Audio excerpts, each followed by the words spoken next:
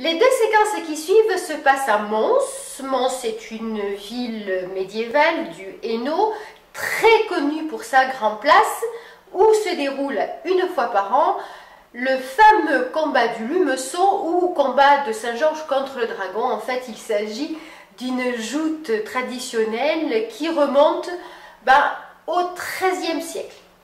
C'est Thierry Riss qui va nous faire la visite de la ville. Il est montois, il connaît parfaitement Mons, bien entendu, et il nous propose deux sujets littéraires et architecturaux qui valent le détour, comme vous allez le constater.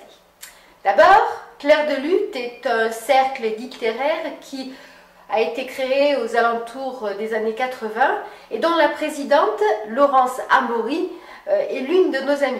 Et puis, une habitation art nouveau remarquable, la maison Losso, dans laquelle une amie Chloé Délice, Annie Préau, va organiser des stages de lecture et d'écriture. Alors nous allons commencer par la rue de Nimy, près de la Grand Place, numéro 37, là où se trouve la maison Losso. Alors Thierry, ici, on est dans la maison Losso à Mons, rue de Nimy, 37 je crois. Exactement. Voilà. Oui. Maison magnifique et que tu connais bien. Oui, j'ai suivi les cours de bibliothécaire en 86, à l'époque ça date, et j'ai toujours été impressionné par la beauté de cette maison. Et derrière toi, on voit d'ailleurs la photo de Léon Losso, le fondateur, le propriétaire de la maison Losso. Qui était avocat, qui a fait très peu de barreaux, qui était plutôt un mécène, un homme fortuné. Exactement, oui. Si on veut parler un peu de cette maison et de Léon Losso, à qui s'adresse-t-on ici? À Madame Françoise Delmé, qui est la nouvelle responsable de la maison Losso qui est ici. Bon, Françoise, toi tu es la spécialiste. Alors spécialiste, pas vraiment, mais bon, je connais un tout petit peu mon sujet maintenant. Voilà. Cette maison qui est magnifique, elle a été restaurée dans un style qu'on appelle Art Nouveau, français je crois d'ailleurs. Oui, absolument. Léon Parce que Losso j'ai lu, je trouvais ça très rigolo, ouais, que cet avocat ne voulait pas des vermicelles de l'Art Nouveau autrichien et qu'il ne voulait pas non plus la rigidité anglaise, il voulait quelque chose qui est ceci. Le style français, oui. Voilà. Donc, au départ, c'est une maison du XVIIIe siècle que Léon Losso a achetée avec sa maman. Et elle a ceci de particulier que Léon Losso effectivement a fait appel aux plus grands architectes de son temps pour rénover sa maison dans le style Art Nouveau, mais qu'il a en même temps voulu garder la structure du XVIIIe et certaines parties du XVIIIe. Le salon où on se trouve ici est un salon tout à fait Art Nouveau, tout simplement parce que c'était la cour intérieure de la maison 18e. Donc il a tout refait à neuf. Mais sinon, il a gardé la structure de la maison.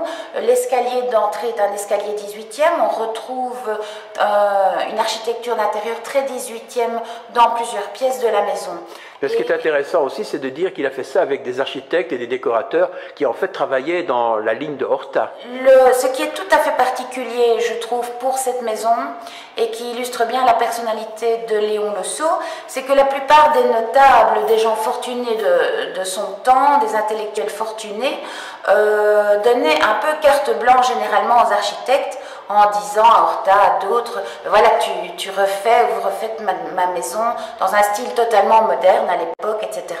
Tandis que Léon Losso, il a toujours voulu avoir son mot à dire. Il avait des idées très arrêtées.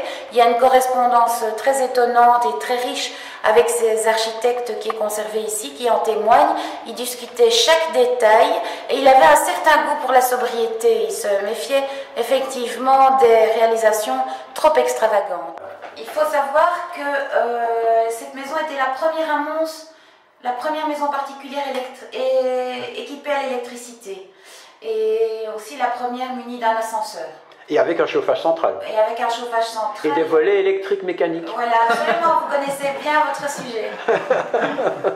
Et ça c'est quoi? Ce sont les water ici? Alors c'est ça, ce sont les toilettes. Ce qui est très très beau dans les toilettes, c'est le lavabo et les carreaux. Je vais fermer les portes parce que les toilettes en elles-mêmes n'ont pas vraiment d'intérêt. Ah oui, effectivement. Voilà. Donc ça c'est l'ascenseur. Oui. À l'époque, il ne devait pas y en avoir beaucoup. Hein. Non, non, non, je pense que c'est le premier. L'électricité, j'en suis sûre. Je pense aussi que c'est aussi le premier hôtel particulier à Mons équipé d'un ascenseur. Et dans les caves, il y avait des systèmes de wagonnets pour transporter le charbon. Oui, absolument. C'est vrai qu'il n'aimait pas les feuilles de rhubarbe.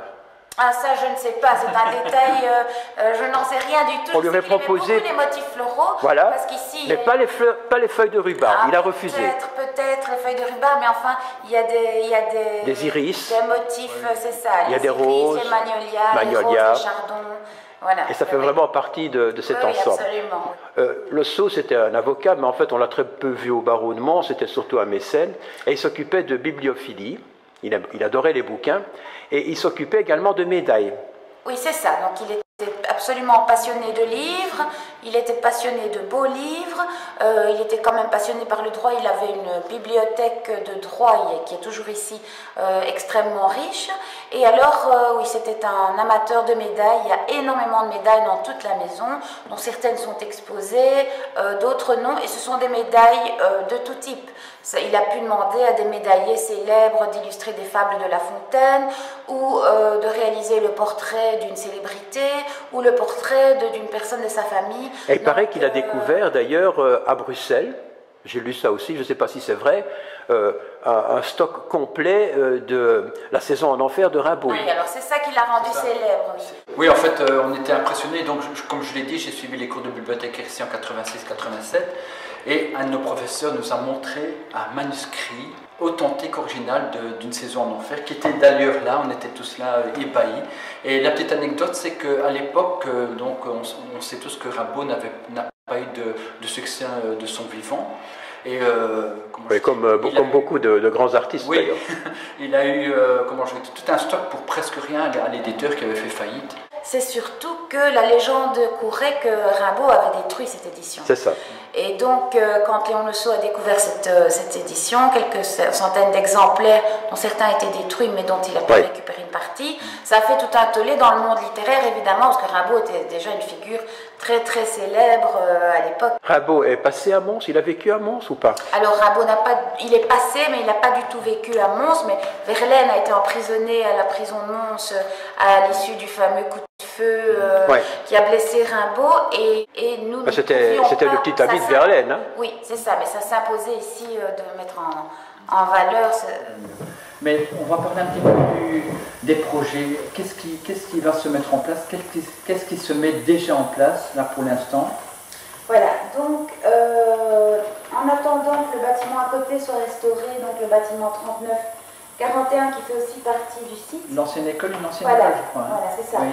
On va commencer nos activités ici. Ce sont évidemment des activités de qualité, mais des activités light. J'entends par là qui ne drainent pas forcément un public trop important en raison du programme des travaux qui se met en place. Oui. Et donc on a commencé par initier un atelier d'écriture sous la houlette d'Annie Préau, qui est un écrivain bien connu. Qu'on connaît bien Claude Delis, d'ailleurs. Qui est un écrivain bien connu de la région, qui a l'habitude d'organiser des ateliers d'écriture, qui en organise pas mal à la maison d'Anna. On connaît bien aussi. Oui, à Prinderie. Donc on a commencé le mois dernier. C'est un cycle de 6 ateliers qui va se dérouler donc, pendant tout le premier semestre. Une fois par mois, je crois. C'est ça, qui a pour thème ombre et lumière. Oui. Qui va pouvoir s'inscrire? Parce que maintenant, ça va passer sur Facebook, sur Internet, et demain, il y a 50 personnes qui vont venir s'inscrire. Alors, il faut s'inscrire, bien que le nombre de participants soit limité. On a peut-être encore une place ou deux pour ce cycle d'ateliers. La prochaine date, c'est le 23 février. C'est important d'essayer de participer à tous les ateliers du cycle, évidemment. Mais de toute façon, les gens peuvent se mettre en contact avec nous parce que nous espérons bien que cette expérience va pouvoir se renouveler et que si ce n'est pas pour cette fois-ci, ce sera pour une prochaine fois. Et c'est payant? Pour l'instant, ce n'est pas payant. On verra par la suite, mais de toute façon, la participation du public sera extrêmement démocratique.